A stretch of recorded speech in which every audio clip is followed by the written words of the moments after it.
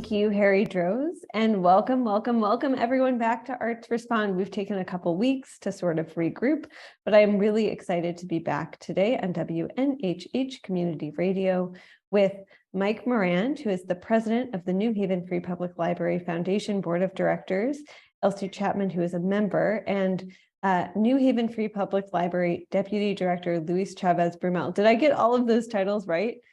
That's great. I feel like I stuffed everything into my mouth and then let it go. And we are here. So you may see these fabulous beads. I couldn't find my beads, but I'm doing the best I can. We're here to talk about Mardi Gras. If folks don't know, Mardi Gras is a celebration that has been, Fat Tuesday is a celebration that is celebrated across the country and across the globe. But Mardi Gras at the New Haven Free Public Library has really been just a community-wide celebration for as long as I can remember. And I would love to talk about getting back to in person. So for the last 2 years, of course, because of the COVID-19 pandemic, which is still with us, but looks very different now, we have still had Mardi Gras with the New Haven Free Public Library, but it has been online, which is very, very different. So let's talk about getting back to in person. Mike, I'll toss it to you.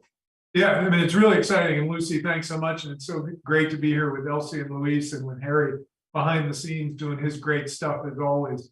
So thanks for giving us the opportunity. We're really excited. And Elsie and I are probably going to try and one-up each other because we're both excited. And when we get together, it's combustible about being back in person. But February 21st, Tuesday, Fat Tuesday, Mardi Gras, 5:30 to 8:30, 133 Elm Street, Ives Library. Go to the New Haven Free Public Library website. We're really excited. Tickets are going to be $50. Pay what you can, pay more if you can. We want people to come out, so we're making this as accessible as we can. And it's interesting because February 21st is not only Mardi Gras, it's the literal birthday of the New Haven Free Public Library. New Haven Free Public Library first opened on February 21st, 1887. And it was on February 21st, 1997, Mardi Gras, the last time I think that the birthday and Mardi Gras were on the same day, that we had a fundraiser in the ground level of the library around Mardi Gras. It was a ton of fun. It was a sort of 110th birthday party. And we thought, let's do this more regularly. And that led to an ongoing party that was up on Whitney Avenue at the Lawn Club. And then we thought, wait a minute, we should do this party in the library. And you don't want the circulation desk to be a bar very often, but once in a while. And Mardi Gras is one of those flip things on its head kind of holiday. So it makes sense. And it's been fantastic to have it both at Ives. It's been out at Mitchell and Westville sometimes.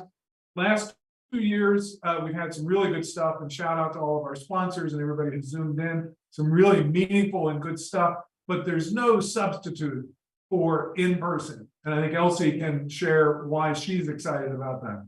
Right. I just would like to add to what Mike has already said, and thank you, Lucy, for this opportunity. But there was a time early on, as Mike said, when we had the first celebration back in 1997. But during that time, we had it at the library, but for many years, we had it at the Lawn Club, the New Haven Lawn Club. We would celebrate Mardi Gras at the New Haven Lawn Club. And at one time, when I was president of the board of the New Haven Free Public Library, I used to wonder, why are we having it at the Lawn Club? Because there were people who came to the celebration who had never been to the library. And I said, there's something wrong with this picture. So as president, I said, we have got to have Mardi Gras at the library. And one of the reasons why it created a bit of an issue was because we wanted to serve liquor. And of course, having liquor in the library was not at that time considered something you wanted to, that was possible. So it required going to the Board of Alders and getting the Board of Alders to agree that we could have liquor on library premises during Mardi Gras. And from that day, this was around 2011, 2012 to this. We have been able to celebrate Mardi Gras at the library, which is where it should be, and we've been able to have wine and liquor. So that's a little bit of additional history. But it is wonderful being able to come back in person to see, to touch, to feel, to see the library decorated in all of its Mardi Gras glory. I do want to go back. You just blew my mind with something you said, which is not just that I enjoy seeing the circulation desk as a bar. Shout out to Tim Cabral, who I think with Ordinary has been serving up some fantastic concoctions. But Elsie, you said that there were people coming to the Lawn Club who had never been into the library. Yes. So Yes, my brain just exploded. I'm familiar with the Lawn Club, and they like the library, but they hadn't been to the library. I was just very, very surprised to hear that. And I will say it totally transforms the feeling of the public library to go in. So I'm someone who I spend a lot of time in the New Haven Free Public Library. I've seen it change, and I should say there are 5 wonderful branches. So yes, buy your ticket and come to Ives on Tuesday, February 21st, but also come to all 5 branches of the New Haven Free Public Library because they're amazing. But I will say it totally transforms, and that's part of the magic of this evening. So I'm wondering if either both of you or Luis, feel free to hop in, can talk a little bit about the entertainment in the past 2 years for folks who have kept coming online. There have been some really wonderful and extremely rich discussions. So I think, if I'm not mistaken, for the past 2 years, Dwayne Betts has really geeked out about his love for libraries, which is something that just makes me so incredibly happy. And last year, there was a really rich discussion with Believe, the author of the love songs of W.B. Du Bois. But tell us a little bit about what folks can expect to see as they're stepping into the library, because I think for some people who live in New Haven, who spend time in the library, they think, okay, but like, I know the stacks, I know I've squared, what's going to be different? Well, shout out to Dwayne, who was an extraordinary conversant and host. And 2 years ago, we had the great founders of Cave Canem, America's Home for Black Poetry, Cornelius Eady and Toy Darracott, in conversation with Dwayne. And last year, as you mentioned, the great author of love songs. And when we did that, we thought we're not going to have in 2 dimensions on Zoom a replica of the on-site. So we didn't try and do that. So we thought we'll go in a different direction and have this great content, which is still available online. And among other things, we awarded people, including Elsie Chapman, for her signal service, and also shouted out library staff. Back to in person, we're going to have Timmy Maya Band playing, and the decorations will be done. Great New Haven area, known to many, and those who don't know him and his ensemble can find links on the website to that. And decorations are done by Andy Rubinoff, and it really does transform the place, as Elsie no doubt can chime in and share. No more to be said. You need to come to see it. That's right. You'll see the colors. There's no way to describe it. It's an experience you're going to have to come to behold. It is truly transformational. It's the library as you see it only once a year, but it's worth the trip, and it's worth the more than the $50 admission price, more than the $50 admission price. Plus, we're going to have food, we're going to have music. You don't have to pay extra for the food. You don't have to pay extra for the liquor.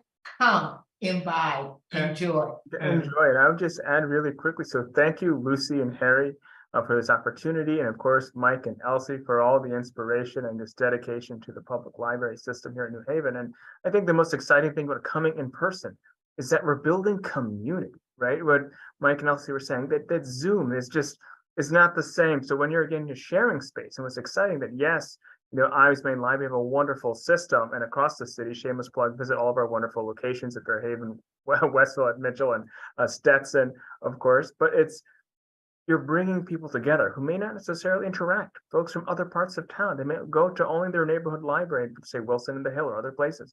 coming to Ives, you're getting to interact with all aspects of life. And that's definitely something as a public library, that's a unique contribution that we have, where everyone gets to come and participate and celebrate because it's open for all.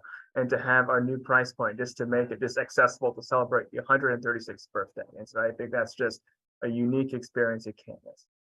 And I think to just add to what Luis was saying, it's important to remember the public library is our common ground, 365 days a year. Well, it's not open on holidays and so on, but it is the place that belongs to and is used by everybody, by the overworked and the unemployed, by people of all stations and locations and all kinds of facets, people who've been in town for a week, people who've lived here their whole lives. And it actually has the door count that's the highest of any cultural institution in town, greater than the Schubert or the museums or other great places, but more people come through the doors of the public library, not to mention all the people who access online. So it really is the chief public good. And in a time when we're torn apart in so many ways and distracted in so many ways, this is the place that provides opportunity to be together on common ground. I was at recent events, Nikki Dawidoff's book talk actually, with Dwayne Betts, the first that, and again, it was this great cosmopolitan canopy. The New Haven Preservation Trust had a talk about its great builder book, and there was all kinds of people there, and people met each other for the first time. So it really does show the promise. Between Christmas and New Year's, I went to each of the neighborhood branches and was sort of, used the downtime from my own professional work. And I gotta say, I know and love libraries. And I wouldn't be where I am but for public libraries. They really are the gateway for me. But I was so moved by what I saw and how, when I went, for example, to the Wilson branch at the end of December, and there were people lined up waiting. And there were people who have some very challenging circumstances in their lives who count on that library. When the door opened, the staff, who were eager and enthusiastic, greeted everyone by name and with dignity and respect. And it was so fantastic to see. I know this, but to actually see it and be with it. And that, to me, is why the public library matters so much. It is the chief public good that we share in common, which is why it's important to know it, to support it, to support Luis and all of his colleagues. And Mardi Gras is a fun way to be able to do that. And just again, just to add to that, Mike calls it the chief public good, and Lucy, I call it the community equalizer. Because no matter who you are or where you are, you could be coming to the library as a person who is experiencing homelessness and sit next to the CEO of a major corporation. And in that library, you're the same. You're both welcome. So And I would also bring into the conversation, this year will have Mardi Gras without the physical presence of John Jesson, who was a leader in Mardi Gras online and on site, and who died much too young last year. We all mourn his loss, but we also feel his legacy and his presence. He raised up great people in the library, like Luis Chavez Brummel, who followed him as a branch director at Wilson, and then into the central administration.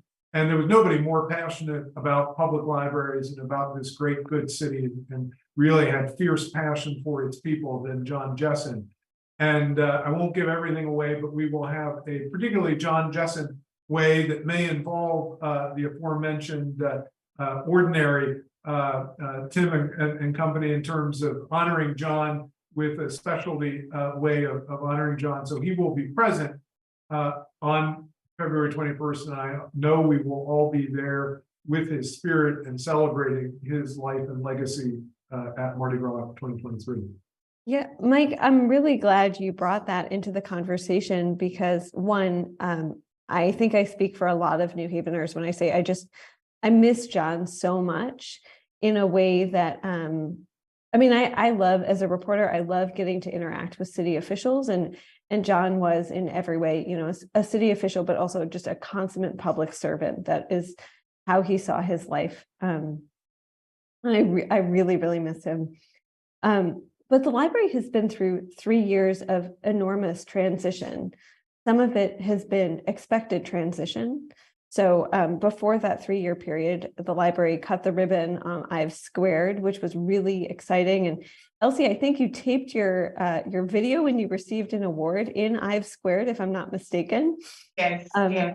So And then, you know, when we were faced with COVID-19, and I think we know so much more now than we knew in March 2020, the library pivoted very quickly to saying these are the online resources. Meanwhile, John and a lot of librarians and library staff were working sort of day and night behind the scenes to get curbside pickup reopened, and then a gradual reopening that started with the computer center, which is really a vital lifeline for a lot of folks at Ives, and then the rest of the Ives library, and then also the library branches.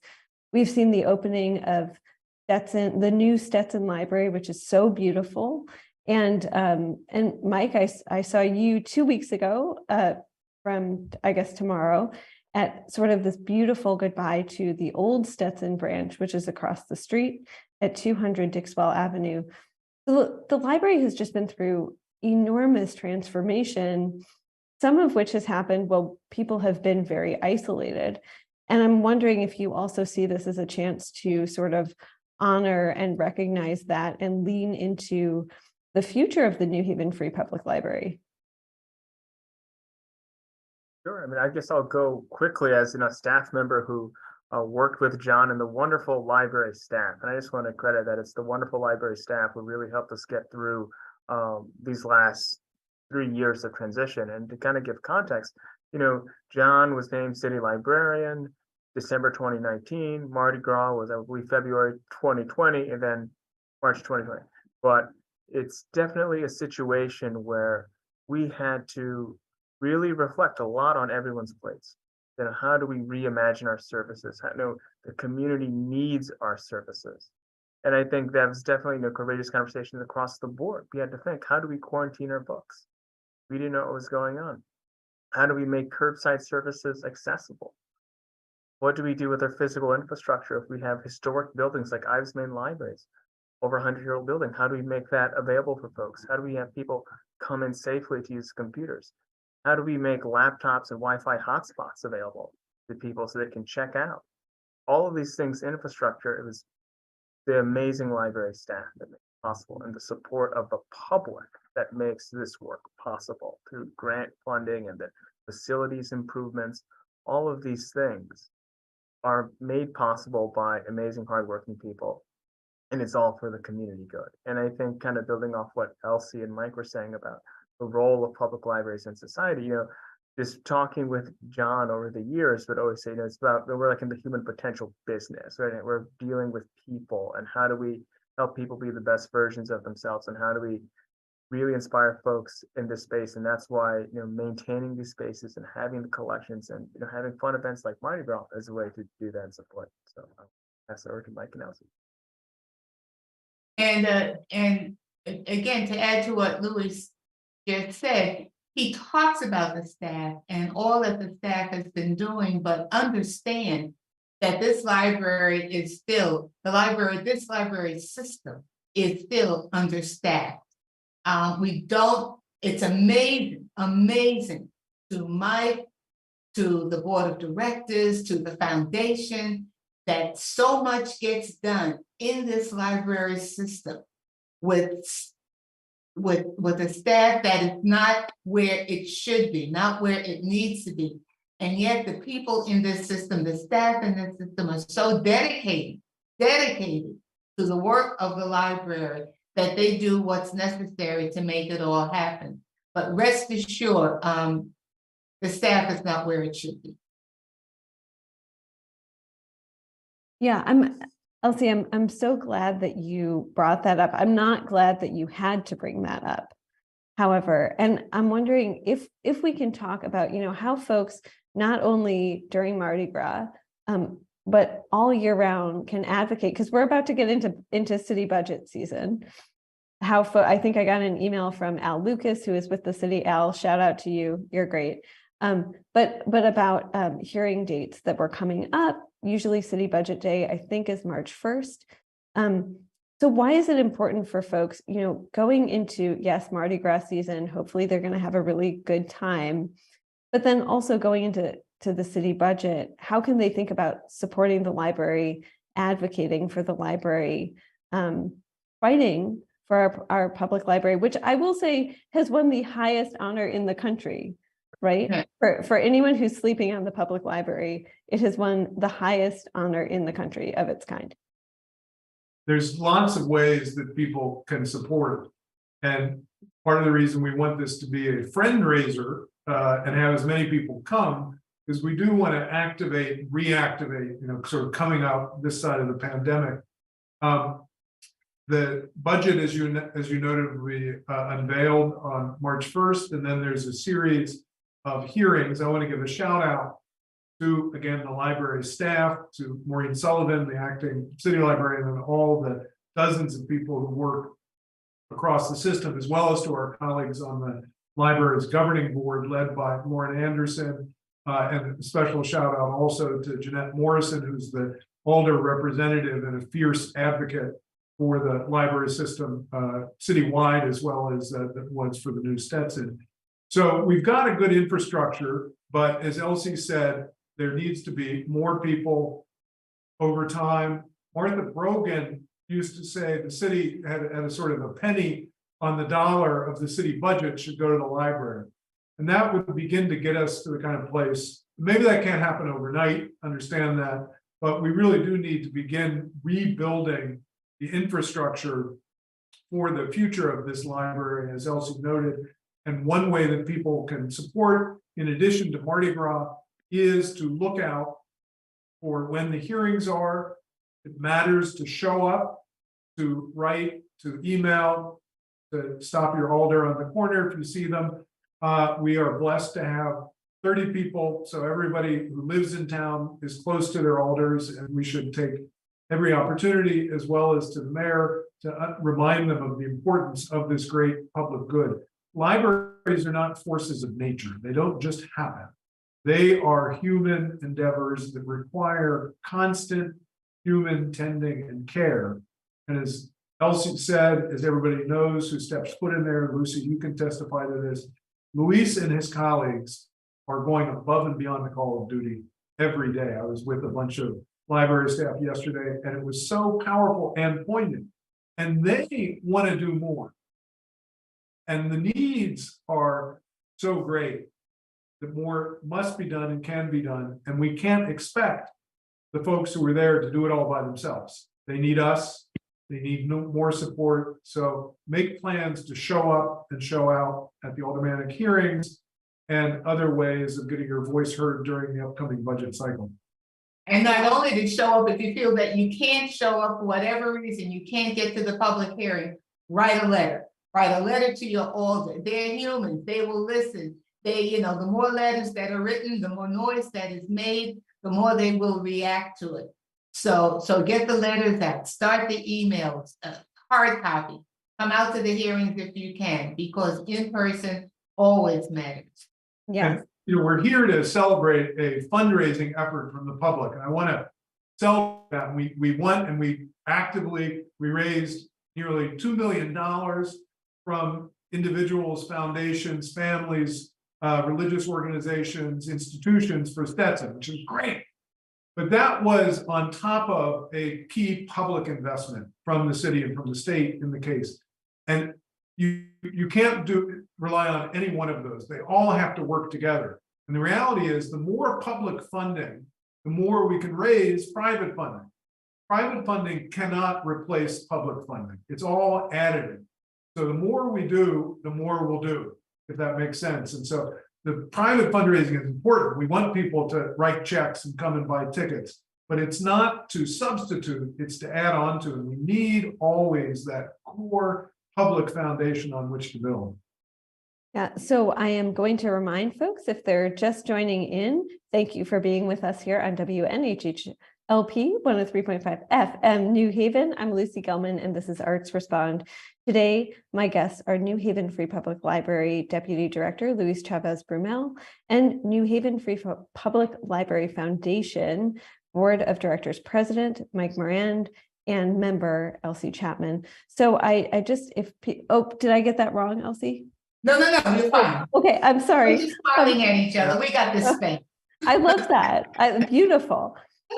So I did pull up the budget hearing dates because I'm a big dork and I like to do that. So if folks are curious, and if you're not curious, please show up to the budget hearings. They're really sad when only like 3 or 4 people show up to testify. The public hearings on the budget currently, so this is subject to change, always check the city website, but are Thursday, March 13th, Wednesday, March 29th, Thursday, March 30th, and Monday, April 10th. And I or Harry will put that somewhere on Facebook where this is broadcast as well. Thank So you. Mike, you touched on something, and we've sort of been going around this, talking about the fact that the library fills a lot of public needs. So I think that the New Haven Free Public Library and public libraries all across the country, much like public schools at this moment, are doing a lot more than just being repositories for books. And this has been true for a really long time. But in many ways, the library has become, I think, out of necessity, more than maybe out of a wish of any given city librarian, a social service hub as well. And so, Luis, I'm wondering if you can talk a little bit about the roles that the library fills every single day, from readers who are very, very young to readers and folks who are looking for jobs who may be well into their retirement. Sure, thank you. So, I mean, when we say we are open to all, we mean it. And I think a lot of it, as long as our patrons follow our guidelines, they're welcome to be in our spaces. And that is, increasingly public spaces and public goods, and just the opportunity to simply exist in a space are becoming fewer and far between. And it's something that we as a public library and a great foundation and governing boards realize, and our colleagues in city government. I like to say we make everyone's lives better, easier. Just helping us, we just make everyone's lives easier. And so what does that mean on the ground? So, for example, we have, let's say, a parent with children of different ages. You can have a story time on a library location. Say the parent has an older child, wants to play with some Legos with peers from school. We work with different volunteers for homework help, special programs, special events. Then let's say they need help applying for a job. There's a public access computer. Let's say during right now at 3 locations, at 3 current libraries, at Wilson Branch, Ives Main Library, and Mitchell Branch. We're working with volunteer income tax assistants, where folks can go at very least once a week at 2 locations, twice a week, or several times a week. They have a tax help for free. We're making that accessible. And so when you see really the importance of community connection, the role that we are here to make things accessible for people, and that it is a community right and a treasure to experience these things. And that's something that people forget about. I had the privilege to serve on the city's cultural equity plan, and with Adrian Jefferson and other colleagues in city government and other local arts administrator leaders across the city of New Haven. And it was really interesting because we talked about the importance of cultural equity as a human right. If you look at the UN Declaration of Human Rights and just access to education, all these various things, access to knowledge and to culture, this is part of our humanity. And so how do we make sure that's accessible? And so when we have folks of all walks of life, our wonderful colleagues at Liberty Community Services, Sylvia Mascarello would often say that, hey, if a person just goes on the computer and watches a YouTube video or something, that's a way, if they just happen to be unhoused or other challenges, that's a way of them reaffirming their humanity. And so having a space where people feel a sense of dignity in the library spaces. And if there's more that can be done, we're always learning, it's iterative, but this is definitely something that we work to make it accessible for everyone and to be responsive in our needs. And I think that's definitely something when we are, a global city in many ways, as Economic Development Administrator Mike Piscatelli says that New Haven, we are a global city. We have a passport office now. Why? Because there's such wonderful international communities. We just had a wonderful Lunar Fest celebration, their first in-person event. And it was just really fascinating to see that where they weren't sure how many people would show up. They figured, maybe 30, over 100 showed up for the Lion Dance program and then other fun events. And these are just ways that we support capacity. And just a little quick Mardi Gras story to kind of put it all together. A couple of weeks ago, there was a wonderful event with the city's Department of Arts, Culture, and Tourism had a neighborhood cultural vitality grant, and I think might have been some coverage on it. It was at the New Stetson Library, wonderful press conference, and all these various different community stakeholders were just there at the press conference, just in recognition. But that event took place at the New Stetson Library that was supported by the community support that Mike and Elsie mentioned, and also as past Mardi Gras, right? Because I remember the days of it's Mardi Gras, Stetson campaign support. So that, again, as Mike was saying, it didn't happen by accident. It was a human endeavor. And another example how we built capacity for all these various other organizations. And we just kind of put that back into the Yeah, and oh, go ahead, Mike. I just wanted to shout out Diane Brown at Stetson, which is, if I don't do it at least once a day, I've failed as someone who loves the library. So, Luis, it really is, whether it's February 21st, 5:30 to 8:30 as a party, everybody come, or day in and day out. Luis, if we take nothing out and remind ourselves, the library is about humanity and dignity. And to the point that you made, which was so great, Lucy, in thinking about budget, I was reminded in my recent spending in-depth time in the branches, some of our patrons who say are not internet savvy and not connected and rely on the library. These are not folks who can do just self-service. They require somebody from the staff to work with them. The staff want to do this, and I saw this happen. Somebody coming in applying for a job online. They don't have a computer, they don't have access. It's not just you can say, here it is, turn it on, good luck. They needed somebody to work with them through that. It takes time. And I say that as a reminder to ourselves as residents, as taxpayers, to our political leaders who are listening. In this time and in this kind of work, it actually requires more investment than in the past times. That might just be, here's the books on the shelf, here's the catalog, and we check them out. This kind of work, which is essential, the work of dignity and humanity that the library has always done, but is doing more of, is really labor and time intensive. And we need to remember that. We can't just expect that these people will be superheroes. Library staff are amazing, but they're also human beings. So it's another reason for we need to make this investment. And also, as Luis was saying, and as Elsie was saying, you were saying, the library is this hub that everybody comes to plug into and to use services. And it's an amplifier in that way. And it's why strengthening the foundation is such a good investment, because you get this multiplication effect from all the different organizations, other city government agencies, nonprofits, community groups, coming together and using this foundation. So it's all why, both on the public side as well as with the private stuff, it's important. And Mardi Gras is a happy reminder that this work, which is hard, is also work that is full of joy. And it's good to remember and remind ourselves of the joy part of it as much as we can as well. I think that is very true. I also just wanted to double check it, but I did. I wanted to say, within talking about supporting the library, not just on Tuesday, January 21st from 5:30 to 8:30 p.m. For a sliding scale ticket, in January 2020, so 2 months before COVID hit the city, it was a suggestion listed in Mayor Justin Alliker's transition report. So from his this mayoral transition committee, to allocate 1% of the city's general fund toward the public library, which is something that Martha Brogan was extremely passionate about during her tenure as city librarian. So just to lift Martha up, and that folks have continued to talk about since.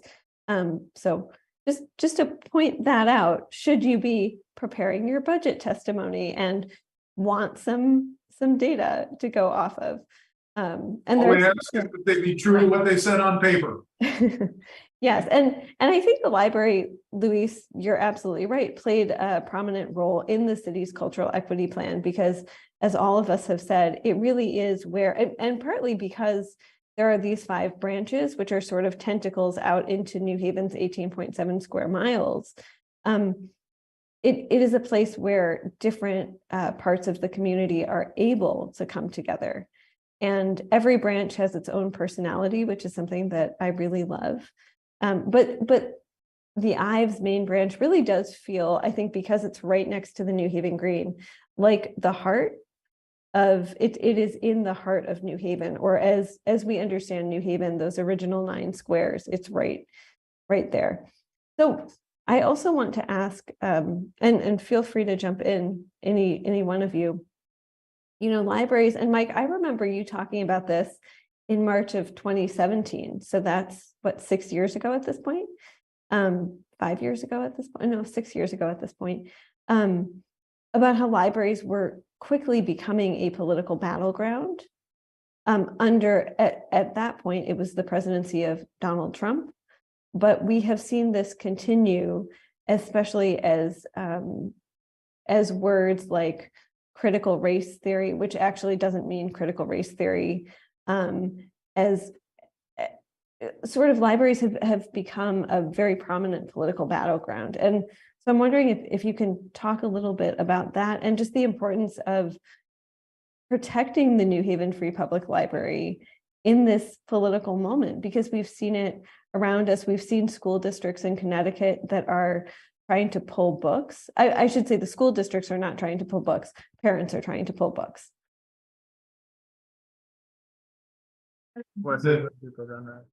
I mean, Luis, I think can underscore the fundamental commitment of the public library to freedom and access. And it is the bedrock of democracy and the ability for people to think for themselves. And so I think you can have a fundamental commitment from the staff of this library, from the governing board, and I know all of us who care about the place, that you will not see censorship and that we will stand firm. And I think this is true of New Haven as a community, and that we are a welcoming community of many viewpoints and backgrounds and multiplicity, and that's the bedrock, again, of our democracy. This was tested several years ago when there was an effort to have a book pulled from the library, to the point where there was a picket to have a book pulled from the library. And the staff took a position, but then it came to the library board, and the board took the same position. No way. Well, and this was during Jim Wellborn's tenure, the late Jim Wellborn's tenure. No way will a book be pulled from this library for those reasons, because once you start doing that, you very quickly get on a slippery slope, and you don't draw the line. So this library has just been firm in what it will support as a democratic, maybe one of the last truly democratic institutions. And a shout out to our colleagues, some of which are much larger systems. I know New York Public Library and others have made electronic copies available of books that are being banned in some other states. So shout out to folks in the extended professional library community who are making sure that access, we'll do everything we can here. And I know Luis and Maureen and the governing board are committed to that as well. Yes, I saw that. I think the Brooklyn Public Library is now offering a library card to anyone in the country, which is, you know, if you are a child or a reader of any age, and you are having trouble accessing books that speak to your lived experience, it can be devastating. And so I just knowing that, and knowing that it's a resource, like, helps me sleep a little bit better at night. So in our last minutes together, I want to ask you, so yes, we are very excited about Mardi Gras coming back in person on Tuesday, January 21st from 5:30 to 8:30 p.m. And Harry Droz, who is our wonderful station manager, will drop the details on all of the listening platforms for this. But I often go back to something I heard, I think it was 2 years ago, when Dwayne Betts was in conversation with Cornelius Eady and Toy Derricott of Cave Canem. And Toy talked about the significance of the Detroit Public Library on her as a child. And it stood out to me, I think, partly because that's a library that I spent a lot of time in as a kid. My Aunt Eileen was a librarian at the Detroit Public Library, and it's this beautiful old building. And I'm wondering if all of you could share just a couple memories of libraries that have been significant to you. It can be the New Haven Free Public Library, which is another wonderful building, thinking of Ives, but also a constellation of buildings.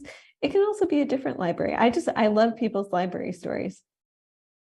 I'll go. I was raised in Queens, New York. So I am a product of the Queens Public Library system. And I went there as a kid. I could walk to the branch library in Queens. And I can remember being so caught up. One afternoon, I got so caught up in a book. I literally sat on the library floor in this little stack area and sat there with this book in my hand, just reading it. And for some reason, that memory always comes back. I had such joy, so happy, just sitting there reading that book in that library that afternoon. But that's always been a special library. Wow. Do you remember what book it was? I don't remember. I remember it was a Christmas story, but I don't remember the title of the book. But I remember the experience and how I felt. I thought about growing up in the public library of Cincinnati and Hamilton County. And I always like to say I may have 2 degrees from a pretty cool university here in New Haven, but I am first and foremost a graduate of the public library. And the neighborhood branch in the first years of life was it was a car ride away, not too far, but we went there a lot. But then a branch opened within walking distance. And I basically lived there after school and on weekends. And the world that I lived in was, fairly small and conservative in some ways. The area was once said of Mark Twain said that when the world ended, he wanted to be around Cincinnati because everything happened 20 years later. And what was great is you go to the library and it's like, there's the world. And again, I got my passport renewed through the New Haven Free Public Library. And that metaphorically was so great because the library is the passport to the world and was for me as a kid. It's just a quick library story was that, for me, I'm actually a New Haven native. And so I just remember it's been a very surreal experience to come back and work in the public library system. So I remember just being in high school, just being able to go and just go to the Ives main library. And then after high school, I'm just I need my summer reading book. I need my book report for the fall. Let me go and find a book. Here's my book list, look in the catalog. And I would take my public transportation, to get home. And so I would go and just walk by. At the time I lived in West Hills, and walk by the Mitchell Branch Library, walk past Beecher Park, just seeing the building and seeing that experience. And so it's been a real treat to come back. But just the love of the library seems like the space, right? Just even if just being around that kind of area of refuge where you can just be the best version of yourself. So that's been some of my best library memories. I love that. Just another quick library story. It's not about me personally, but I came to New Haven in 2003. So the Wilson Library was the one that was being talked about. And I can remember I got on the board maybe a year or 2 after that. Wilson Library opened in 2006. But when we were going around raising money for the Wilson Library, and I would say, well, Wilson Library is going to be on Daggett Street. And people, what the hell? Where's this library going to be? And then I was, what I learned was that the new Wilson Library was going to be on the same site where Leon's used to be. So then when I went around and started telling people, well, the Wilson Library is going to be on the same site as the old Leon's restaurant. Oh, I know exactly where it's going to be. I know where the Wilson Library is going to be. I love that location. That was and even better, if I may, Portland Seymour Wilson and Ruth Wilson, dear mentors and friends of mine, knew that spot and loved that was the spot because they had been discriminated against and couldn't go into Leon. Oh my God. And talk about, now we've got Howley in place that is open to all in that site, and it was made right. And if I also may say, I've been dying to say this today, Lucy, so we're going to be on February 21st in a place where we can all joyfully say masks are encouraged. So Yes. including if you want to wear a nose mask and a face mask, great. But obviously wear your Mardi Gras mask if you wish. And this is an opportunity. I got some custom threads sewn in Ghana in Accra back in August. No doubt Elsie is going to show out vibrantly, and everybody's encouraged. Come as you are, but also if you feel moved, dress up as colorfully, and masks are encouraged. Yes, absolutely. Well, I want to thank all of you who have been here with me today. Harry Droz, who's our fantastic station manager, is going to post the info for Mardi Gras. But if you cannot wait for him to post the info and you want it right now, you can go to nhfpl.org/foundation/events and get yourself a ticket for Mardi Gras. It is from 5:30 to 8:30 p.m. on Tuesday, March 21st. That is a week from this Tuesday, this coming Tuesday, which is Valentine's Day. And I don't know, laissez les bon temps rouler, right? Right. Thank you Thank- again. Thank you. Thank you all so much. Have Thank a you so have a much. beautiful weekend and enjoy the sunshine. Thank you. Yes. Thank you.